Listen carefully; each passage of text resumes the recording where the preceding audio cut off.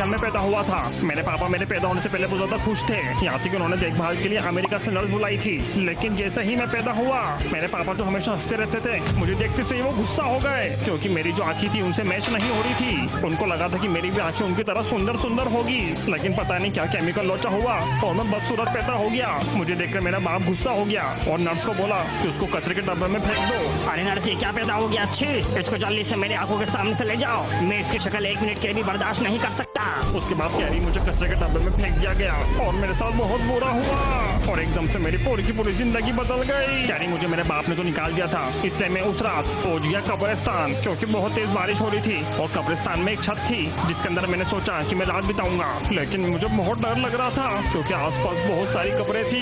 फिर मुझे बहुत ज्यादा नींद आने लगी तो कब्र के अंदर एक बेड लगा था तो मैं उसके अंदर जाके सो गया। फिर कैरी मैंने पूरी रात उस कब्र में उस कंकाल के साथ बिताई। लिटरली मैंने 2 बार अपना बिस्तर गीला कर दिया था डर के मारे। फिर उसके बाद सुबह से मैं भागा फटाफट से। फिर उसके बाद मैं पहुंच गया एक अनजान सी विलेज में जहाँ पर मैं किसी को नहीं जानता था। कैरी उस गाँव के अंदर मुझे भीख का मांगनी पड़ गई थी क्योंकि मैं पिछले 2 दिन से भूखा था। पहले तो मुझे कोई भीख नहीं दे रहा था, सब लोग बस मेरी शक्ल देख के मुझे इग्नोर करके मेरे सामने से जा रहे थे। फिर मैंने गाना गाना चालू किया अपनी दुखी कहानी का।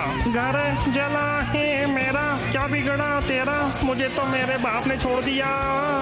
मेरा उदास गाना सुन के पूरा का पूरा गांव इमोशनल हो गया। फिर उन्होंने मुझे 2 वक्त का खाना दिया और फिर गांव में रहने के लिए जगह दी। पता नहीं कहाँ फेंक दिया था मुझे, लेकिन मैंने वहाँ रहना चालू कर दिया। बात करी उस अनजान गाँव में मैंने धीरे धीरे करके अपना घर बसा लिया। लेकिन बहुत ज्यादा अकेला था मैं, मुझसे कोई भी बात नहीं करता था और अपने साथ नहीं खिलाता था। कैरी में अपना गुजारा करने के लिए लोगों के घरों में जाके सफाई किया करता था, वो भी संडास की। वो टाइम मेरी जिंदगी का सबसे स्ट्रगलिंग टाइम था। मैं क्या बताऊं, लोगों के घर बहुत ही गंदे हुआ करते थे, लेकिन मैं मन लगा के सफाई किया करता था और चुपचाप से चोरी भी कर लिया करता था। मैं लोगों के घरों में से छोटे मोटे सामान चोरी करा करता था, जैसे कि पंखा, बेड। और एक दिन तो मैंने एक संडास चोरी कर लिया। लोगों का सामान चोरी कर करके मैं अपना गुजारा किया करता था कैरी। लेकिन एक दिन मैंने एक बच्चे की स्कूल की यूनिफॉर्म चोरी कर ली चुपचाप से, जब वो सो रहा था और वो लेकर मैं भाग गया।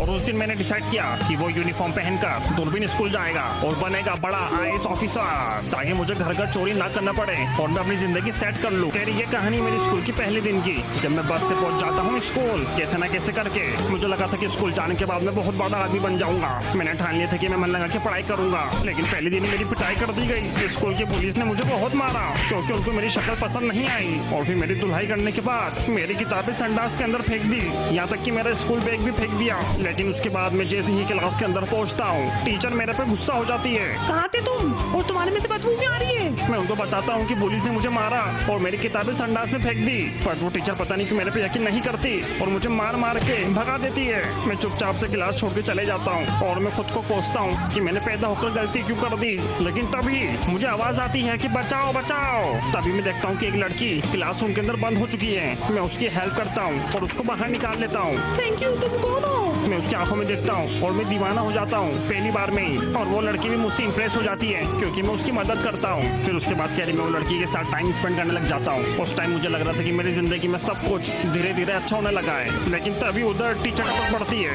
और मेरे पे झूठा इल्जाम लगा देती है कि मैं लड़कियां छेड़ रहा हूँ। अच्छा, पढ़ाई लिखाई की समझ छोड़ी बता रहा है। तू कभी प्रिंसिपल को भड़का के आती हूँ और तेरे को स्कूल से बाहर निकलती हूँ। उसके बाद मुझे वो स्कूल से जाना पड़ता है और कोई मेरा सपोर्ट नहीं करता।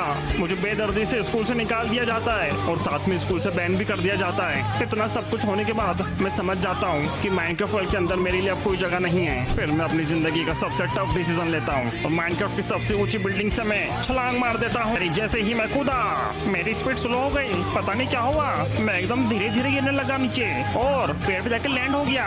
मैं सोच में था कि मेरे साथ ऐसा क्यों हुआ, क्या मेरे अंदर कोई नेचुरल पावर है। मैं 2 मिनट के लिए खुद को सुपरमैन समझने लगा, लेकिन तभी मेरे सामने प्रकट हो जाते हैं माइनक्राफ्ट के भगवान नॉच। उन्होंने ही मेरी जान बचाई थी। मेरे पे स्लो पोशन मारकर मैं उनके सामने अपना सर झुकाता हूँ और वो मुझे अपने साथ एक गुफा में ले जाते हैं। गुफा में ले जाने के बाद नॉच भगवान ने सबसे पहले मेरे चेहरे की प्लास्टिक सर्जरी करी और मुझे नया चेहरा दिया, जिसकी वजह से मेरी आंखें सही हो गई और मेरे चेहरे पे जो दाग धब्बे थे वो भी खत्म हो गए। उसके बाद नॉच भगवान ने मेरे सर के ऊपर एक मशीन लगाई जिसकी मदद से उन्होंने मेरी दिमाग की कोडिंग कर दी। नॉच भगवान ने कोडिंग कर मुझे 2 पावर दी, एक तो बहुत ज्यादा दूर देखने की और सबसे ज्यादा सोचने की, जिसकी वजह से मैं बन गया माइनक्राफ्ट हिस्ट्री का सबसे स्मार्टेस्ट विलेजर। उसके बाद नौज भगवान ने मुझे एक जगह के कोऑर्डिनेट्स दिए और मुझसे बोला, जा दूरबीन, यहाँ तो खुशी खुशी रह पाएगा।